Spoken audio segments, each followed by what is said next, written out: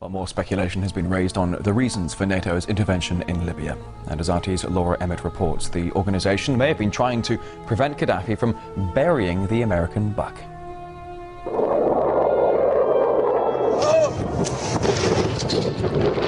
According to some, it's about protecting civilians.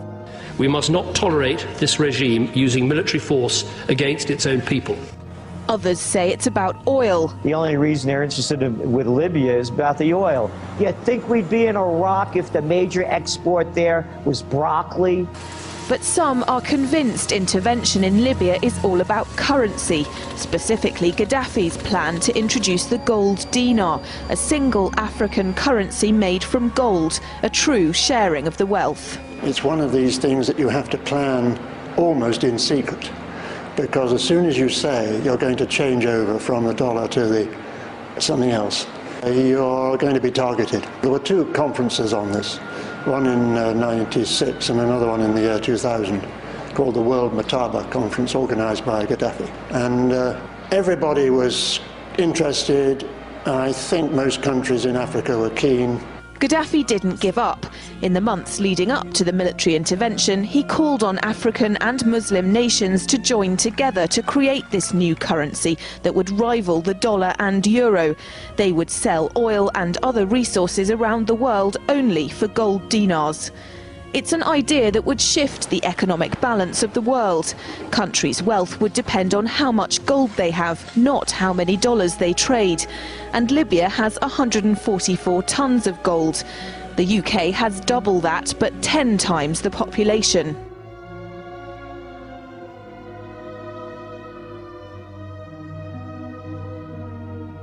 But I do have one question. During the crisis, or any time that you're aware of, has the Federal Reserve or Treasury participated in any gold swaps arrangements?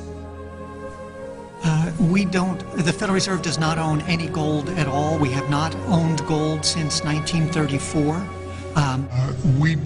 The Federal Reserve does not own any gold at all. We have not owned gold since 1934. The Federal Reserve does not own any gold at all. If Gaddafi had an intent to try to reprice his oil or whatever else the country was selling in the global markets and accept something else as a currency, or maybe launch a gold dinar currency, any move such as that would certainly not be welcomed by the power elite today who are responsible for controlling the world's central banks. So yes, that would certainly be something that would cause his immediate dismissal and the need for other reasons to be brought forth for removing him from power. It's happened before. In 2000, Saddam Hussein announced Iraqi oil would be traded in euros, not dollars. Sanctions and an invasion followed. Some say because the Americans were desperate to prevent OPEC from transferring oil trading in all its member countries to the euro.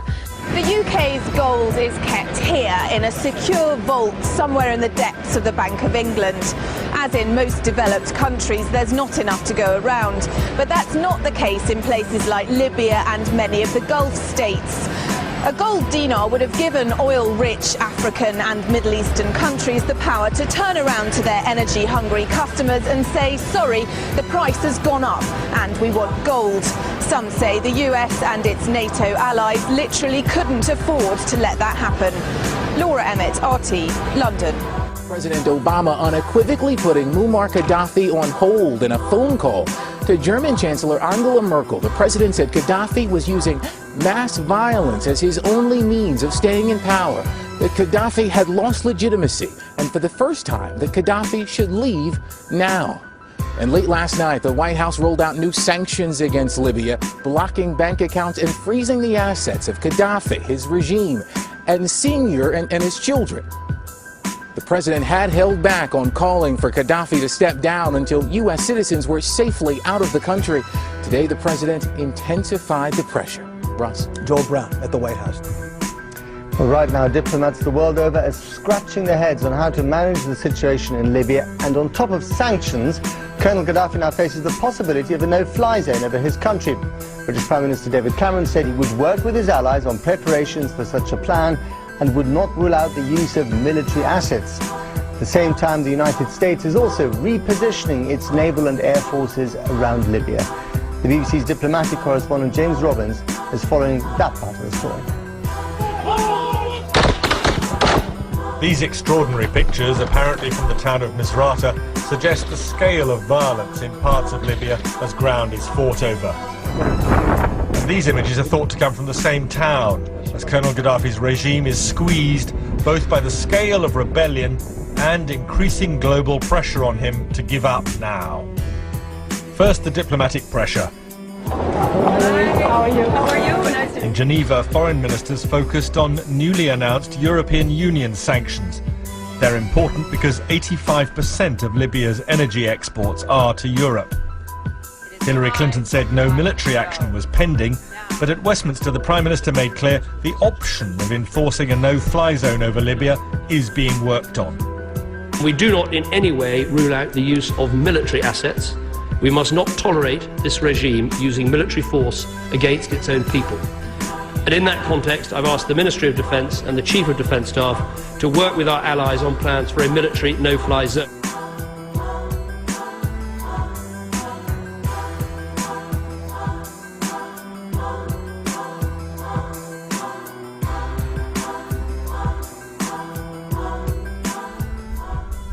Imagine what the world would be like with him in power.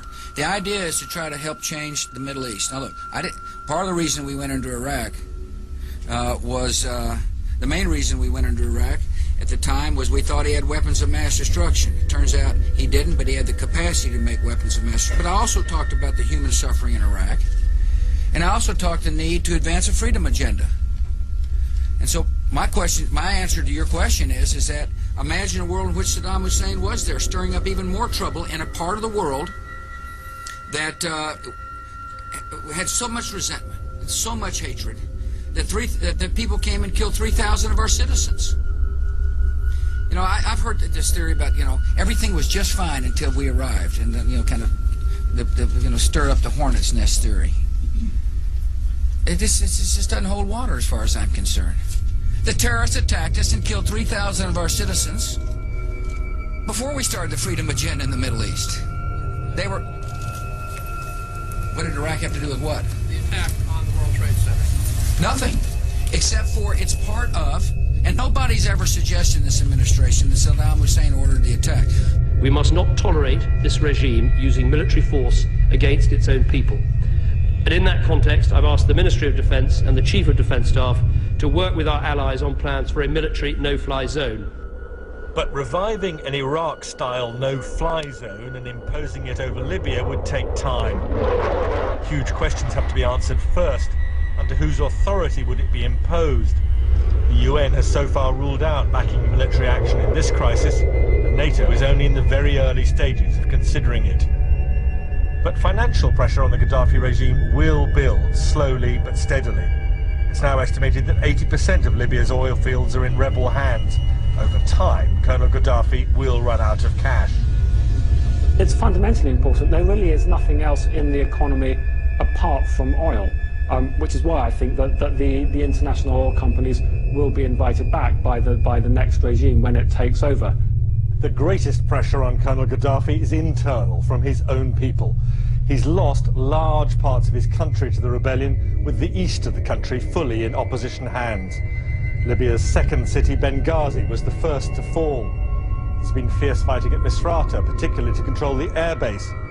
There are towns outside Tripoli which remain in the hands of Gaddafi loyalists, including Sirte, Colonel Gaddafi's birthplace.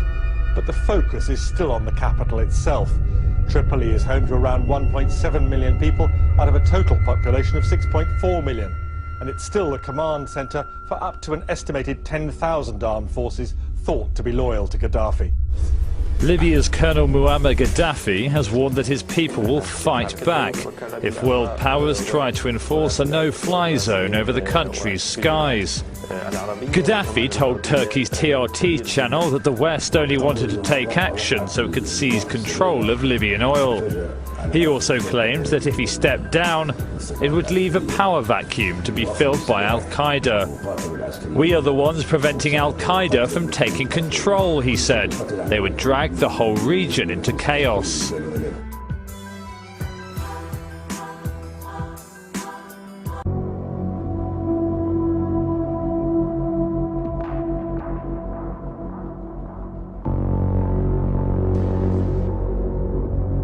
was Colonel Gaddafi's first interview for Western journalists since this crisis started. He agreed to see the BBC, ABC News from the United States, and the Sunday Times. He was fairly relaxed throughout the interview, which was held in a restaurant overlooking Tripoli port. He said the UN sanctions resolution against Libya was illegitimate. And then he was asked if he'd ever leave the country. As if anyone would leave their homeland, he said. In recent years, you've had a rapprochement with Western countries. You've had important Western leaders like Tony Blair coming here. But now there are Western leaders who are queuing up to say that you should go. Do you feel a sense of betrayal about that? Of course it's betrayal, he said. They have no moral. Mr. Gaddafi said, we didn't understand the Libyan system. No, I understand the system that you have here. But internationally, you're regarded as the leader. You don't understand the system here. No. Don't say I understand. You don't understand. And the world don't understand the system here. The biblical system here. The authority of the people. You don't understand it. But how do the people show their authority then? Because some who've gone out onto the streets to protest say that your people have shot at them. No demonstration at all in the streets. أنت شفت مظاهرات? Did you see demonstrations? Yes, I have, yes. Where? I saw some today.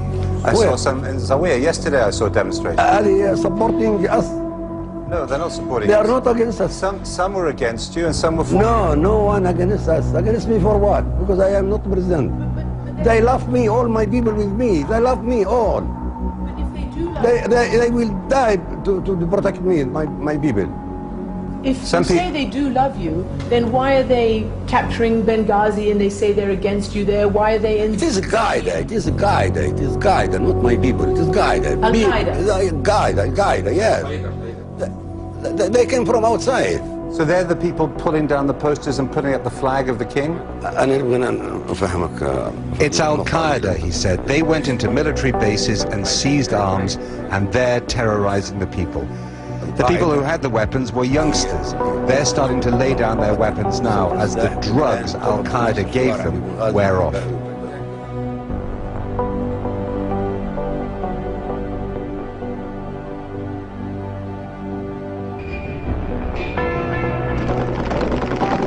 Even bin Laden's displays of strength for the Western media were faked. The fighters in this video had been hired for the day and told to bring their own weapons. For beyond his own small group, bin Laden had no formal organization, until the Americans invented one for him.